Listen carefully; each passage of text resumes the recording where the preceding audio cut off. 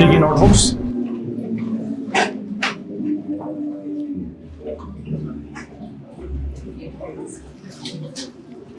मुझे अपनी कॉपी दिखा दें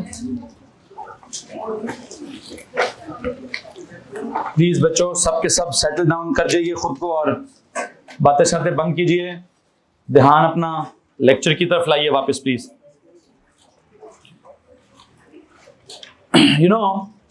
जो रीसेंट हमारा टॉपिक चल रहा है that is those ions I guess. List of the cations भी हो गया है, लिस्ट ऑफ द एनाइंस भी हो गया है। एनाइंस की कॉन्सेप्ट हमें समझ आ गई है, कैटाइंस की कॉन्सेप्ट समझ आ गई है। दो कॉन्सेप्ट्स हैं जो मिसिंग हैं। ट्रांजिशन एलिमेंट्स का जो वेरिएबल ऑक्सीडेशन स्टेट है उसका एक डिटेल्ड एनालिसिस अभी भी रहता है कि ऐसा कैसे है कि 2 लूज होंगे कि 3 होंगे। फिर जो रेडिकल्स हैं, रेडिकल्स का भी एक डिटेल्ड एनालिसिस रहता है कि उनके अंदर कहाँ पे कौन कौन सी बॉन्डिंग है, उनके अंदर का कोवलेंट बॉन्डिंग कैसा है, उसके बारे में हमें नहीं पता। हमने कहा ट्रांजिशन वाली बात तो A2 में पढ़ेंगे, लेकिन रेडिकल्स में से कुछ रेडिकल्स पे मैंने स्टार लगाया और ये कहा कि मैं आगे कोई ना कोई टॉपिक है जिसमें उनका इंटरनल स्ट्रक्चर भी एक्सप्लेन करने की कोशिश करूंगा। लेकिन अभी मेरा चूंकि कोवलेंट बॉन्डिंग टॉपिक नहीं है तो मैं इसलिए उसके ऊपर कोई बात नहीं करना चाहता। फिर हमने कोई स्पेशल कैटाइन का जिक्र कर लिया, किसी पॉजिटिव रेडिकल्स का जिक्र कर लिया। एंड आई थिंक जहां पे बस ठीक है जी, मेरी तरफ से तो टॉपिक खत्म है। मेरी तरफ से चैप्टर नंबर 1 देखते हैं कि खत्म हुआ है कि नहीं हुआ है। स्पेसिफिकेशन निकालिए प्लीज, अपनी स्पेसिफिकेशन निकाल लीजिए। हम देखते हैं कहां पहुंचे हम। अकॉर्डिंग टू द स्पेसिफिकेशंस देखेंगे क्या रहता है क्या नहीं रहता।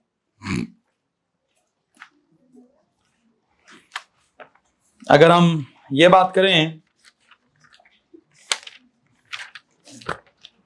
कि केमिस्ट्री होती क्या है, प्लीज जरा बोर्ड पे देखेंगे सबके सब। I hope you know chemistry is the study of matter. बिल्कुल ठीक है। हमने क्या डेवलप किया कि matter is composed of particles. Particles में से कौन से पार्टिकल्स हैं जो हमें समझने थे? बुनियादी तौर पर हमने क्या कहा, the simplest particle of an element is atom. हमें एटम्स समझने थे, लेकिन मुझे लगता है कि साथ साथ मैंने क्या कर दिया है, आयंस भी समझा दिए हैं। एटम्स एंड आयंस कर लिया है। वैसे एक और पार्टिकल्स भी होते हैं, वो तो एटम्स को ही फ्री रेडिकल्स कहते हैं ना। Atoms, ions and molecules. अगर आप जनरल कैटेगरी देखें तो general category of the particles is atoms, ions and molecules. अगर हम पहला वाला चैप्टर देखें तो हमारे पास स्पेसिफिकेशंस में पहले चैप्टर का नाम है एटॉमिक स्ट्रक्चर। एटॉमिक स्ट्रक्चर में से आई होप आपको याद है कि देयर आर 7 स्पेसिफिकेशंस, उनमें से 6 स्पेसिफिकेशंस मैं करा चुका हूं। 7वें नंबर पर क्या लिखा है, state and explain qualitatively the variations in atomic radius and ionic radius. Okay, atom का और आयन का क्या पूछ रहे हैं? हाँ, मुझे लगता है आज के लेक्चर में शायद मैं ये पढ़ाऊंगा आपको, लेकिन देखते हैं मैं इस लाइन को कब स्टडी कराता हूं कभी। फिर इसके बाद यूनिट 1.1 में से ये लाइन रह गई है, 1.2 में से चारों लाइनें हो गई हैं, 1.3 में से आई थिंक 7 लाइनें हो गई हैं। अगले पेज पर एस और हाँ 1.3 की पूरा टॉपिक हो गया है। अब हमारे पास 2 ऑप्शंस हैं, या तो मैं आपको यूनिट 1.1 की आखिरी स्पेसिफिकेशन समझाऊं या मैं चला जाऊं यूनिट 1.4 पर। What is 1.4? Ionization energy. तो मैं आयनाइजेशन एनर्जी पर जाने से पहले पिछले वाला का जो एक लाइन रहती है उस लाइन को यहां कवर कराने की कोशिश करूंगा। क्या कवर कराने की कोशिश करनी है? आप देख सकते हैं कि आपके पास ये मैटर के अंदर पार्टिकल्स, पार्टिकल्स के अंदर atoms and ions, atoms and ions के बारे में उनका सब कुछ आपको पता चल चुका है। क्या सब कुछ? सर उनका एटॉमिक स्ट्रक्चर या उनका आयनिक स्ट्रक्चर, उनके अंदर सब एटॉमिक पार्टिकल्स की तादाद का क्या सीन है क्या नहीं है, उनके अंदर कौन कौन न्यूक्लियर पार्ट में है, कौन एक्स्ट्रा न्यूक्लियर पार्ट में है, किसके कम होने से क्या होता है, किसके ज्यादा होने से क्या होता है। प्रोटॉन्स सेम हो और न्यूट्रॉन्स कम ज्यादा हो जाएं, there is a topic known as isotopes. Protons same हो और अगर इलेक्ट्रॉन्स कम ज्यादा हो जाएं, there is a topic called ions. ठीक है, तो हमने दोनों बातें कर ली हैं। और अगर प्रोटॉन ही चेंज हो जाए तो हमें पता है वो पूरे का पूरा एलिमेंट ही चेंज हो जाता है। सो कॉन्फ़िगरेशन क्या है, उसकी एप्लीकेशंस क्या है। आई थिंक मैंने एप्लीकेशंस का जो एडवांस्ड वर्जन था वो समझा दिया, पीरियोडिक टेबल का जो एडवांस्ड वर्जन था वो समझा दिया, एंड बिल्कुल एग्जैक्टली इस वक्त जो हमारा टॉपिक डेवलप होता है वो कौन सा टॉपिक है जी? दैट इज दिस एटम का radius and then there is this ion का रेडियस। तो लीजिए जनाब साहब ये रखेंगे अपने पास। अब मुझे क्या पढ़ाना है, नोटबुक निकालें सबके सब। जी पुत्र जी, दो पूछिए।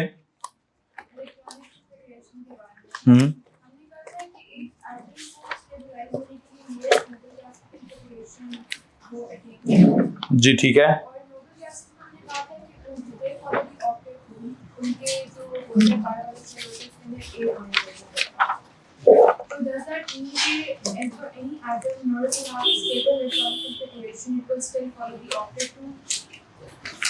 आपके सवालों में कुछ मिक्स हो गया है, दोबारा अगर रिफ्रेश करें अपना सवाल तो मैं ज्यादा अच्छे से समझ सकूंगा।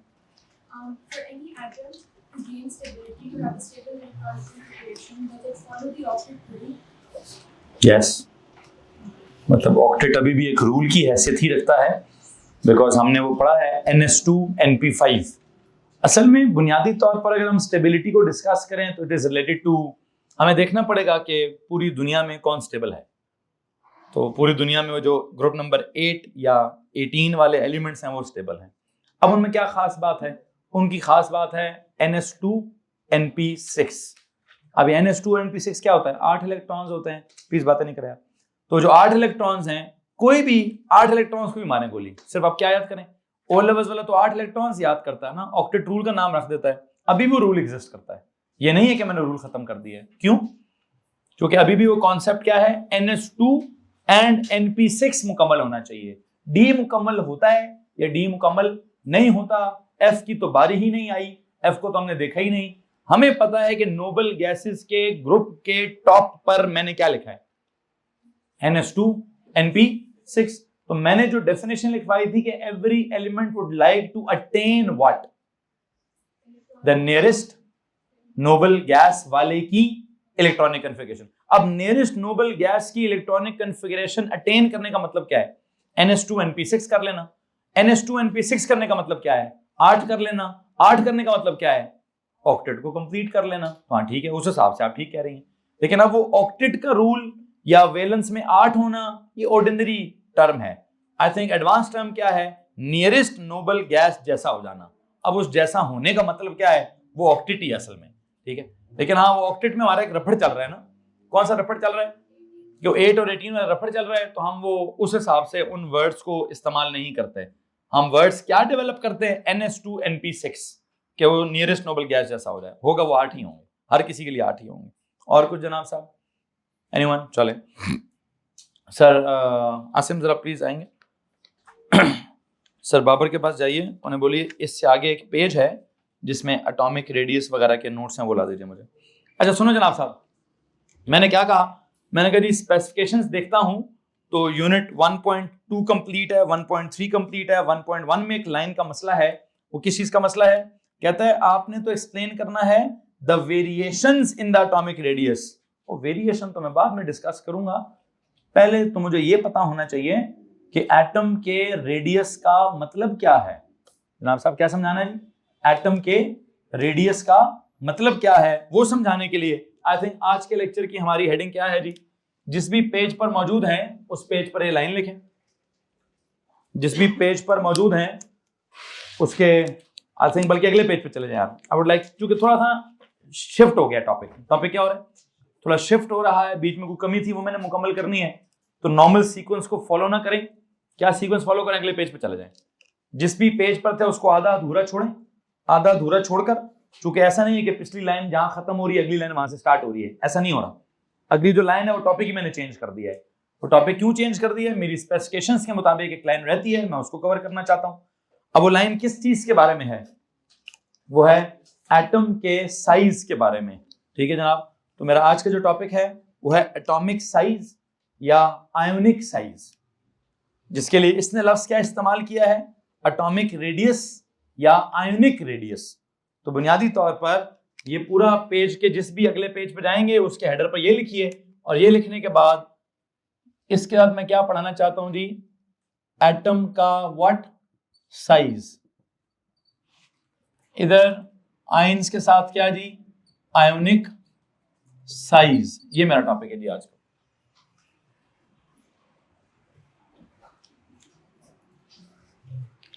जी तो भाई पेज के हेडर पर केमिस्ट्री लिखिए, उसके आगे मैटर लिखिए, फिर मैटर के अंदर पार्टिकल्स लिखिए, पार्टिकल्स में से एटम्स एंड आयंस लिखिए, एटम्स को अंडरलाइन करके एटॉमिक साइज लिखिए, आयंस को अंडरलाइन करके आयोनिक साइज लिखिए। ओके अब हमें ना जी किसी ना किसी मतलब इन पार्टिकल्स का जब मैं साइज का तस्वुर लेने लगा हूं, जरा प्लीज एक बात तो ये बता दीजिए, आपने जब एटम के बाद एटम का स्ट्रक्चर पढ़ा है तो कैसा स्ट्रक्चर पढ़ा है? एक उसके सेंटर पर क्या न्यूक्लियस, बड़ा के छोटा, कितना छोटा, very small in size but very massive in mass, like उसकी डेंसिटी बहुत ज्यादा है। बाकी पूरे एटम को हमने क्या बोला? Empty space. उस एम्प्टी स्पेस में हमने क्या क्या क्या होगा? इलेक्ट्रॉन्स किस शक्ल में होंगे, मतलब किस किस रास्ते पर होंगे, शेल्स में होंगे या सब शेल्स में होंगे या ऑर्बिटल्स में होंगे। हमें उन ऑर्बिटल्स की शक्लें भी पता है। एस वाले की शक्ल हमें पता है कैसी है, एस फॉर सफेयर, पी का वो जो डंबल टाइप शेप है, डी की शेप हमने नहीं पढ़ी, बल्कि हमने एस और पी और ड्राइंग्स अच्छी खासी बनाई थी। जरा मैंने किस एटम तक की ड्राइंग बनाई थी प्लीज बताइए। चलो पीछे जाइए, जब हम ये ड्राइंग्स बना रहे थे या कॉन्फ़िगरेशंस लिख रहे थे तो शक्ल मैंने कहां तक लिखी हुई है? हाँ जी, नियॉन तक शक्ल लिखी हुई है। किसी लिखी है जी? कहते सर सोडियम की भी लिखी है। चलो जी, तो 1s2, 2s2, 2p6, 3s2, even 3p6 भी कवर हो सकता था। 4s2 तक भी मैं क्या कर सकता हूं, मैं 4s2 तक भी शक्ल हम बना सकते हैं। ये 4s2 पे होता कौन है? Calcium. What is calcium? First 20 elements में से 20th एलिमेंट है वो। हम कब शक्ल बनाना छोड़ते हैं, कब हम उसकी ड्राइंग नहीं बना सकते? स्कैंडियम से आगे हम ड्राइंग, क्योंकि हमें डी की शक्ल नहीं पता, हमें एस का पता है, पी का पता है, छोटा वाला पी भी पता है, तो बड़ा वाला पी भी पता है। आई थिंक मैंने कहीं ना कहीं ड्रॉ किया होगा जी। तो बुक होती है ना, बुक एएस की भी होती है, ए2 की भी होती है। तो बुक एएस की अलग और ए2 की अलग तो नहीं होती। बुक ए की होती है, वही एएस में होती है, वही ए2 में भी होती है। ये क्या होता है, ये एएस का अलग होता है और ए2 का अलग होता है। तो इसलिए हम एएस वाले को फॉलो करेंगे, ए2 को फॉलो नहीं करेंगे। बहरहाल मैं बताना बस ये चाहता हूं कि अगर आपसे कोई ये कहे कि पहले 20 एलिमेंट्स की एक्चुअल की एटॉमिक स्ट्रक्चर ड्रॉ करें, एक्चुअल का उनका एटम की शक्ल ड्रॉ करें, तो इतना कोई रॉकेट साइंस नहीं है, आप उसको ड्रॉ कर लेंगे। आपको एस की शक्ल पता है, सफेद है, आपको पी की शक्ल पता है, वो डंबल्स हैं, तो आप पीएक्स भी ड्रॉ कर लेते हैं, पीवाई भी ड्रॉ कर लेते हैं, पीजी भी ड्रॉ कर लेते हैं, बड़ा वाला पीएक्स भी ड्रॉ कर लेंगे, बड़ा वाला पीवाई भी ड्रॉ कर लेंगे, बड़ा वाला पीजी भी ड्रॉ कर लेंगे। अब अगर मैं ड्राइंग में से सबसे आखिरी लाइक किसकी बात करूं, यहाँ पे मैं अगर कैल्शियम को ड्रॉ करना, मैं इसके बाद नोट्स बाद में लिखवाता हूँ, इसके बाद में लिखवाता हूँ, दरमियान में क्या लिखवाऊं, मैं दरमियान में ना कैल्शियम की शक्ल ड्रॉ करना चाहता हूं। कैल्शियम का ऊपर का नंबर क्या है? 20, नीचे का नंबर क्या है? 40 पॉइंट चेक करो जी, 40.0 है कि 40.1 है? पहला पेज यानी 40.1 है जी। सो प्लीज आप लोगों ने ये 0.0 खुद से नहीं सोचना है, पीरियड टेबल खोलना है तो वहां देख लीजिएगा कि क्या सीन चल रहा है क्या नहीं चल रहा। बहरहाल इसकी अगर मैं ओ लेवल की एएस वाली कॉन्फ़िगरेशन देखूं तो क्या है? 1s2, 2s2, 2p6, 3s2, 3p6, आगे 4s। किसी को मसला इस बात से? इसका अगर आप के एलिमेंट देखें तो क्या है? What is this? के में 2, व्हाट इज दिस? एल में 8, व्हाट इज दिस? एम में भी 8, व्हाट इज दिस? एन के अंदर 2। अगर आप इसका एटॉमिक स्ट्रक्चर ड्रॉ करें तो मैं बिल्कुल दरमियान में क्या करूं, एक सेंटर बनाता हूं। ये सेंटर किसको रिप्रेजेंट करें? दिस सेंटर वुड रिप्रेजेंट क्या? The nucleus that is very very small in size but very dense. Okay, इसमें क्या करूं जी, इसका ये पूरा ड्राइंग बनाएं। ये पूरी ड्राइंग कैसे बनाऊंगा? पहले में कितने? 2, 1s2, फिर ये क्या है? 2s2, फिर ये क्या है? 2px में कितने? 2। ये क्या है? 2py में कितने?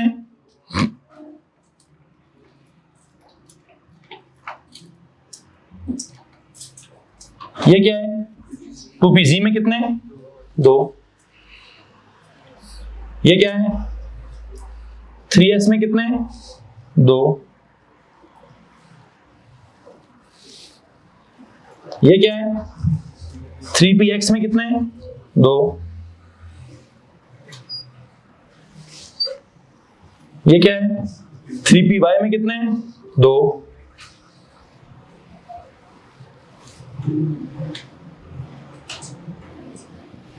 ये 3pz में भी कितने हैं? 2। फिर क्या है? लो जी, 4s में भी कितने हैं? 2। ओके। किसी को परेशानी है यहां तक? ये मेरा अभी तक का करंट चैप्टर है, जो आपने इतना मैंने आपको सबके बारे में पढ़ाया हुआ है कि कोई भी एलिमेंट होगा, उसकी इलेक्ट्रॉनिक कॉन्फ़िगरेशन होगी, उसकी इस तरह की ड्राइंग होगी। लेकिन इतनी इस तरह की ड्राइंग पेपर वाला हमसे ड्रॉ नहीं करवाता, लेकिन हमें करनी आनी चाहिए। अब अगर मैं अभी भी को नहीं यार, क्या करना है मैंने? 2882 करना है, तो ये 2882 वाली ड्राइंग कैसे बनेगी? पहला सर्कल उसमें 2, ओ लेवल वाला क्या करता है? अगला सर्कल उसमें 8, उससे अगला सर्कल उसमें भी 8, उससे अगला सर्कल उसमें क्या? 2। तो बुनियादी बात यह है, ड्राइंग बनाते वक्त अभी भी क्या होगा? अभी भी एटम को सफेयर या सर्कल ही अज्यूम किया जाएगा। ठीक है जी, atom is assumed to be spherical in shape. हालांकि हमें पता है एटम की शेप, उसके जो उसके अंदर जो सब शेल्स हैं, हर सब शेल स्फेरिकल नहीं है, बट जनरली एटम को हम क्या अज्यूम करेंगे? हम उसको spherical in shape he assume करेंगे। और जब वो हमें कहेगा draw the dot and cross diagram, तो ये नहीं बनाएंगे। कौन सी वाली बनाएंगे? हम वो ओ लेवल वाली ड्राइंग बनाएंगे। ये तो बहुत स्पेसिफिकली जब वो कहेगा draw the shape of S, draw the shape of P, तब हम ऐसे करके बनाएंगे। अदरवाइज हम क्या करेंगे? हम ओ लेवल वाली ड्राइंग्स ही बनाने की कोशिश करेंगे। ठीक है, तो एक काम करिए, इसके नीचे जाइए, इसके नीचे जाइए, बल्कि इसके नीचे जाने की जरूरत नहीं है, इधर आ जाए। इधर एक नोट लिखूंगा जी कि ये तो आपने जो भी किया सो किया। मैं कहना चाहता हूं कि एटम इज जनरली अज्यूम्ड क्या? लेकिन जी, atom is generally assumed to be spherical in shape. Atom is generally assumed to be spherical in shape. अच्छा, ये जो आप इनकी शेप को spherical कह रहे हैं,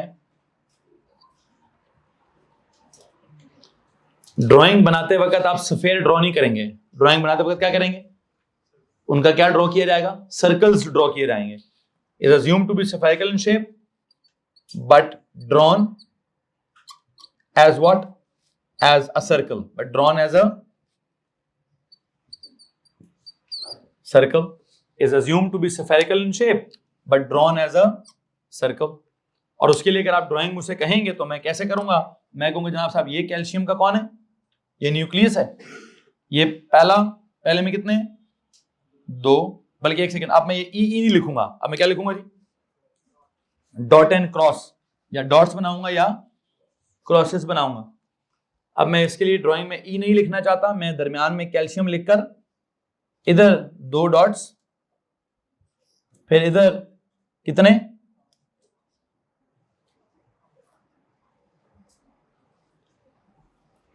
8 डॉट्स, फिर इधर कितने? 8 डॉट्स,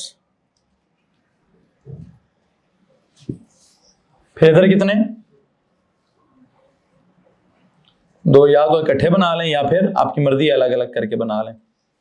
हाँ जी, यहां तक अगर किसी को परेशानी है तो प्लीज हाथ खड़ा करें। मैंने दरमियान में आपको एक्चुअल वाली ड्राइंग बना दी, जिसका सेंस हम डेवलप कर चुके हैं, लेकिन हमसे पेपर में उस तरह की ड्राइंग्स बहुत कम चांसेस है कि इस तरह की ड्राइंग बनवाई जाए। ठीक है, ज्यादातर हमसे ये वाली ड्राइंग ही बनाएगा। क्या अज्यूम करते हुए कि उसकी शेप स्फेरिकल है, सर्कल की तरह उसको बना के दिखा दीजिए।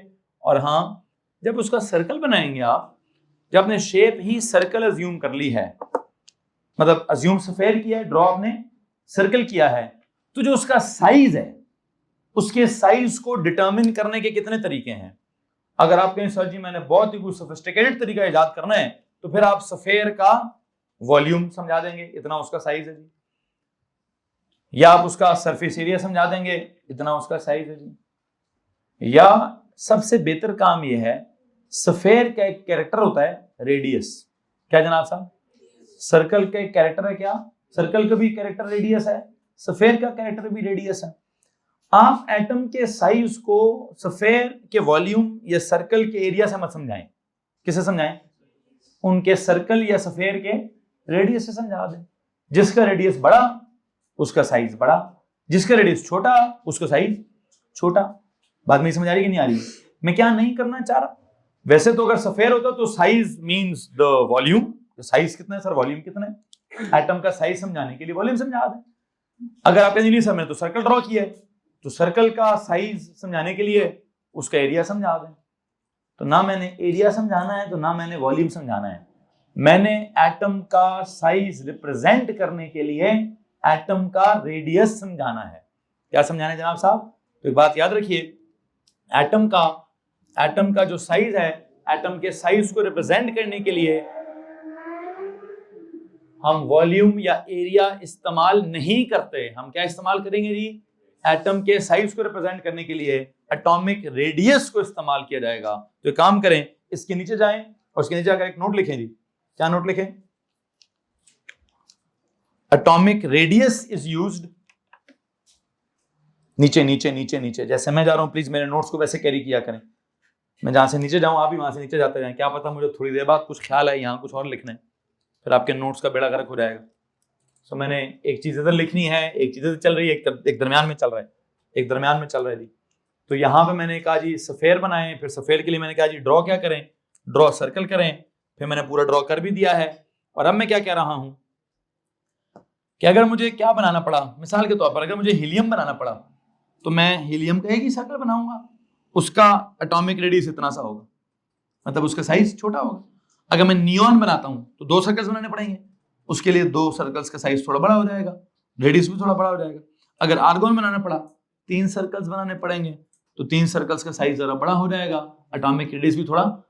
बस मैं आपको ये बताना चाहता हूं कि एटम का साइज को रिप्रेजेंट करने के लिए हम क्या इस्तेमाल करें। हम अगर रेडियस इस्तेमाल करें तो कोई टेक्निकल गलती नहीं होती। सर्कल का भी रेडियस उतना ही निकलेगा जो आप दिखा रहे हैं, और सफेयर का भी रेडियस उतना ही निकलेगा जो आप जो नहीं दिखा रहे हैं। ठीक है। हाँ, अगर आप एरिया की बात करेंगे तो सर्कल का एरिया कुछ और होता है, सफेयर का जो सरफेस एरिया है वो चीज ही कुछ और होती है। सर्कल का एरिया होता है 1 पाई आर स्क्वायर, ये सफेयर का पूरा सरफेस एरिया कितना होता है 4 पाई आर स्क्वायर। तो साइंस ही कुछ और है। ठीक है। तो इसलिए एरिया और वॉल्यूम को इस्तेमाल बिल्कुल भी नहीं किया जाता। क्या करने के लिए? उनको बिल्कुल भी इस्तेमाल नहीं किया जाता एटम का साइज रिप्रेजेंट करने के लिए। एटम का साइज रिप्रेजेंट करने के लिए, ठीक है, एटम का साइज रिप्रेजेंट करने, ठीक है सर, ठीक, एटम का साइज रिप्रेजेंट करने के लिए सिर्फ और सिर्फ क्या इस्तेमाल किया जाएगा? एटॉमिक रेडियस इस्तेमाल किया जाएगा। तो मैंने आखिरी नोट क्या लिखवाया दिया आपको? क्या लिखा है? Atomic radius is used, atomic radius is used to represent, atomic radius is used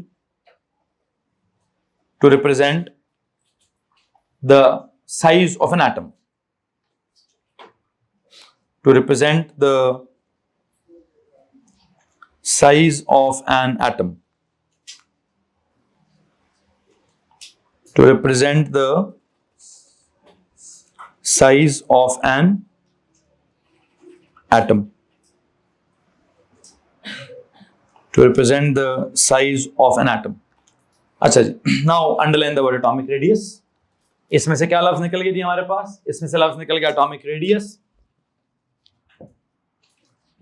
अब अगर ये atomic radius है तो ये हमारी टर्म है जी। अगर आपने स्पेसिफिकेशन में सुना होगा तो मैंने स्पेसिफिकेशन का क्या इस्तेमाल किया, कहते हैं ये atomic radius एक प्रॉपर टर्म है, उसको डिफाइन भी करो और उसको उसकी वैल्यूज भी बताओ, और उसकी वैल्यूज को आगे देखते हैं क्या करना है क्या नहीं करना। तो हमने पहली बात क्या कर ली कि हम एटॉमिक साइज को क्या करते हैं, एटॉमिक रेडियस से रिप्रेजेंट करते हैं। ओके, डन हो गया।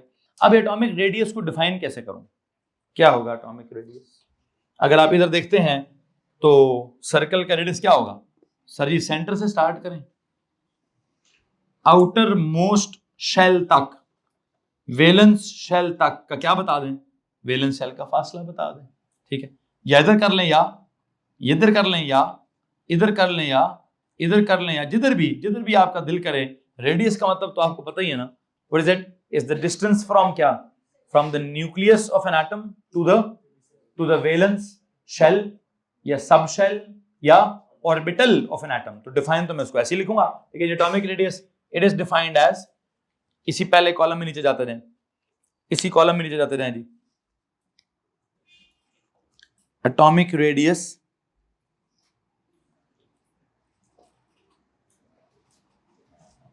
is defined as क्या जनाब? The average distance. It is defined as the average distance from the nucleus of an atom, from the nucleus of an atom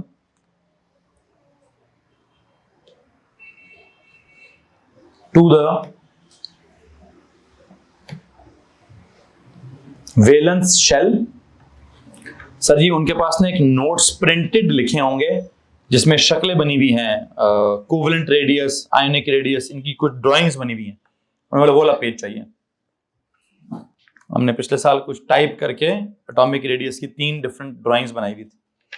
क्या लिखा जी आपने? It is defined as the average distance from the nucleus of an atom to the valence shell और सब shell और orbital. चूंकि general बात करेंगे तो शेल तो हम स्फेरिकल लेते हैं, लेकिन अगर हम सब शेल की बात करें या अगर हम ऑर्बिटल की बात करें तो क्या पता वो स्फेरिकल नहीं भी होता, वो पी वाला हो। अच्छा, अगर मैं कहूं जी वेलेंस है पी वाला, कौन सा वाला है? लाइक मैं कहता हूं जी ये है आर्गॉन। कौन है जी? आर्गॉन का आउटर मोस्ट इलेक्ट्रॉन कौन से वाला है? ये वाला या? तब उसका रेडियस कितना लेंगे आप? शक्ल उसकी जो मर्जी है, आप उसका रेडियस कितना लेंगे? यहां तक। कहां तक जी? सर जी यहां से लेकर यहां तक जो है ये आर्गॉन का क्या तस्वर होगा? आर्गॉन का रेडियस। अब बेशक इसकी शक्ल डंबल है, बेशक इसका सर्कल नहीं बनता, लेकिन इसकी बाउंड्री तो यही बनती है ना। इसकी बाउंड्री तो आप यही सर्कुलर सी बाउंड्री लेंगे ना। तो अगर आप इसकी बाउंड्री यूं सर्कुलर सी लेंगे या स्फेरिकल सी लेंगे तो वो कहता है यार अगर आपने इसका साइज रिप्रेजेंट करना है तो उसका साइज अगर आप स्फेयर में रिप्रेजेंट कर दें, आप सर्कल में रिप्रेजेंट कर दें, आप रेडियस में रिप्रेजेंट कर दें तो मुझे प्रॉब्लम नहीं है। आप में से अगर किसी को प्रॉब्लम है तो प्लीज हाथ खड़ा कर दीजिए। जी बता। असल में एवरेज मैंने इसलिए बोल दिया है, वो हमारे यहाँ जब हम आगे स्पेसिफिकेशंस देखेंगे या कहीं नोट्स देखेंगे तो वहां एक लफ्ज लिखा हुआ है एवरेज। वो क्यों लिखा हुआ है? ये पीस की वजह से एक है बीच में रफड़ है, बल्कि एक और काम करते हैं। आगे मैंने 3 डिफरेंट किस्म के रेडियस पढ़ाने हैं, ठीक है जी। मैंने कैटायनिक रेडियस मतलब मेटालिक रेडियस अलग पढ़ाना है, मैंने नॉन मेटालिक वाला कोवेलेंट रेडियस अलग पढ़ाना है, मैंने नोबल गैसेस वाला कोई और रेडियस अलग पढ़ाना है। तो देखेंगे मैंने एवरेज लफ्ज क्यों लिखा है। मैं जब वो समझाऊंगा तो आपका ये सवाल खुद ब खुद ही खत्म हो जाएगा। मैं भी इस लफ्ज एवरेज के ऊपर बहस नहीं करना चाहता, ठीक है। मैं दूसरे वाले कॉलम में जाना चाहता हूँ जी, ठीक है। जनरल बात मैंने कर ली, जो मैंने एटॉमिक साइज या एटॉमिक रेडियस के बारे में जनरल बात करनी थी मैंने आपको कर दी है। हाँ वैसे एक बात बता देता हूँ, radius I hope you know maths की टर्म है। अगर मैथ्स ना सही तो चलो फिजिक्स की टर्म है, वो सिंबल होगा, कोई यूनिट शूनिट भी होगी। इसका सिंबल क्या होगा वैसे? वो तो ऑफ कोर्स स्मॉल आर होना चाहिए, लेकिन इसका जो यूनिट है वो क्या होगी? होनी तो वैसे मीटर चाहिए, लेकिन आप जितने भी साइजेस देखेंगे वो सारे साइजेस जो है ना इंटू 10 पावर -9 के आसपास के आएंगे। किसके आएंगे जी? इंटू 10 पावर -9 के आसपास के आएंगे। तो आपकी इतला के लिए अर्ज है कि जो टेबल में भी आपको दूंगा जिसमें कुछ वैल्यूज लिखी होंगी, वो सारी वैल्यूज किस में लिखी होंगी? वो सारी values NM that is nanometre के अंदर लिखी होंगी। क्या लिखा हो जी? बस वैसे इसका सिंबल दें R/what/NM। अब वो नैनोमीटर में आपने पिकोमीटर कहा है, हो सकता है पिकोमीटर में भी वैल्यूज होती हैं, लेकिन जो टेबल मैंने आपको प्रेजेंट करना है उस टेबल के अंदर सारी वैल्यूज नैनोमीटर के अंदर लिखी हुई हैं, ठीक है। वही टेबल मैं पिकोमीटर का भी बना सकता हूं। मध्य बराबर क्या करूंगा देखें, वो मैंने अभी तो नहीं पढ़ाना, लेकिन जस्ट वैल्यूज हैं, आपको पता होना चाहिए। ठीक है। अच्छा, ये तो मैंने जनरल बात कर दी आपके सामने, किसकी जनाब? एटॉमिक रेडियस की मैंने जनरल बात कर दी है। अब मैं जाना चाहता हूं किधर? मैं जाना चाहता हूं आयनिक रेडियस वाले कॉन्सेप्ट की तरफ, कि वहां मैंने क्या समझाना। एटम का साइज की बात होगी, एटम की असल शक्ल की बात होगी, एटम की नकल शक्ल की बात हो गई। असल शक्ल में, नकल शक्ल में जो भी शक्ल है, सफेयर अज्यूम करें, सर्कल ड्रॉ करें और रेडियस का हिसाब किताब लगा लें, और एटम के न्यूक्लियस से लेकर एटम की आउटर मोस्ट बाउंड्री तक जितना फासला, अब आउटर मोस्ट शेल है, सब शेल है या ऑर्बिटल है, इवन स्फेरिकल है कि नहीं है, बस फासला कौन सा लेना है? न्यूक्लियस के सेंटर से आखिरी इलेक्ट्रॉन कहाँ है वहां का फासला लेना है। उस फासले को क्या बोल दीजिए? उसको आप एटॉमिक रेडियस बोल दीजिए। किसी को मसला है तो हाथ खड़ा कर दीजिए।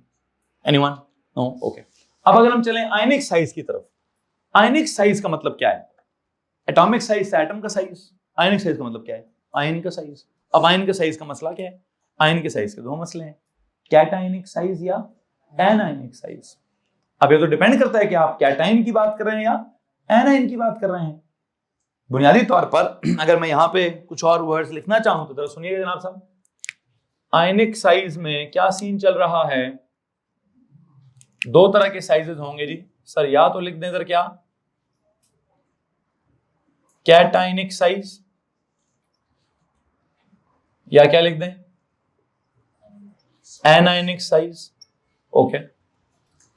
अब ये लफ्ज कैटायनिक साइज है, बुनियादी तौर पर सिंपल सी बात है, साइज होता है कैटायन, एनायनिक साइज हुई एनायन।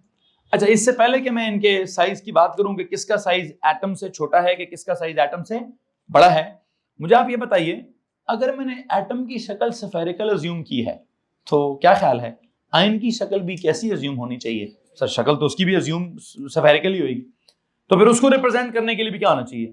रेडियस ही होना चाहिए। ठीक है, उस रेडियस को कहना क्या चाहिए? आयनिक रेडियस कहना चाहिए। इसको मसला इस बात से, ठीक है। तो यहां पर भी उसी तरह के कुछ नोट्स लिखने की कोशिश करें। ड्राइंग में नहीं बना रहा, यहाँ कुछ नोट्स लिखवाना चाहता हूं। नोट नंबर 1, जैसे वहां लिखा atom is generally assumed to be spherical, तो यहां क्या लिखूं? Ions are also assumed to be what? To be spherical in what? In shape, ठीक है, and drawn as circles। किसी को मसला है इस बात से? चाहे तो आप जरा कैल्शियम 2 पॉजिटिव का आयन ड्रॉ कर दें। बताएं जी, कैल्शियम 2 पॉजिटिव का आयन कैसे ड्रॉ करूंगा?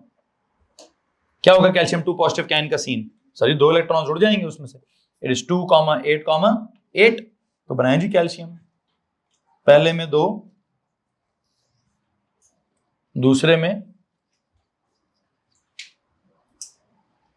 8, तीसरे में भी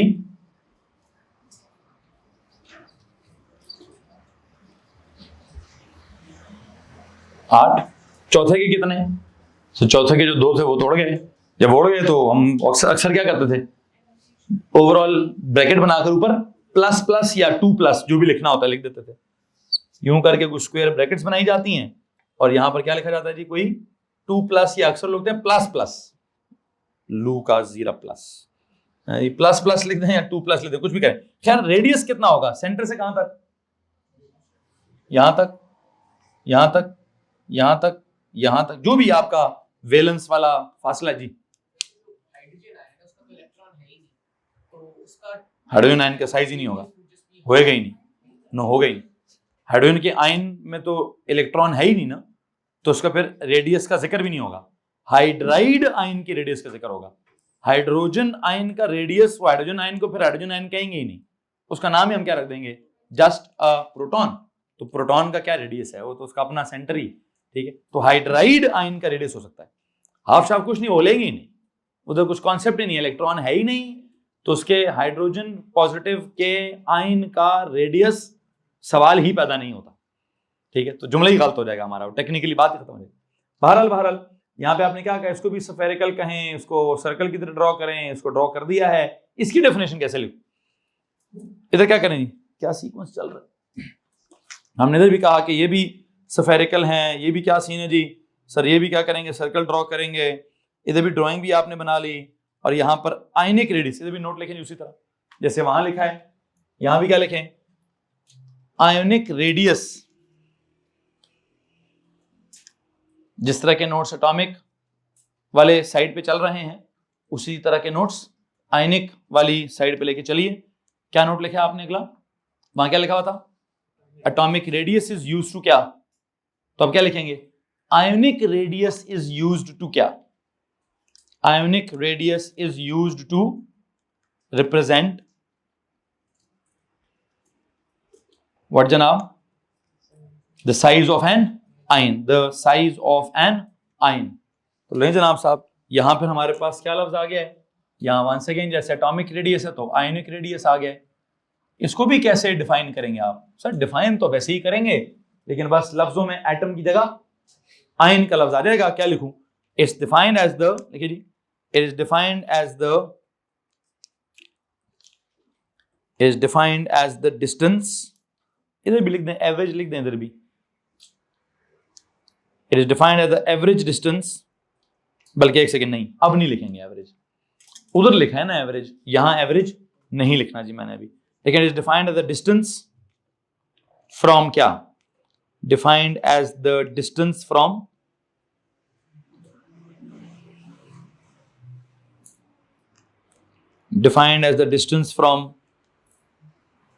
the nucleus, from the nucleus of क्या? एटम या आयन? of the nucleus, लिखें define the distance from the nucleus of an ion, nucleus of an ion to the distance from the nucleus of an ion to the क्या? valence shell, सब shell या orbital. अब वो valence atom वाला valence है या valence उड़ गया है या वैलेंस में कुछ एक्स्ट्रा इलेक्ट्रॉन्स आ गए हैं, क्या हुआ है क्या नहीं हुआ, इसको भी हम डिस्कस कर लेते हैं। इसको अभी हम डिस्कस कर लेते हैं। अब दो बातें हो गई, यहां पे भी वही लिखें जी सर, इसका सिंबल भी क्या होगा? सिंबल इसका भी आर ही होगा और यूनिट्स इसकी भी क्या होंगी? न्यूटन मीटर के अंदर ही ये भी मेजर होगा। Newton, sorry nanometre, newton metre नहीं, नैनोमीटर, ठीक है, नैनोमीटर के अंदर ये भी मेजर होगा। सर लाएं वो पेज।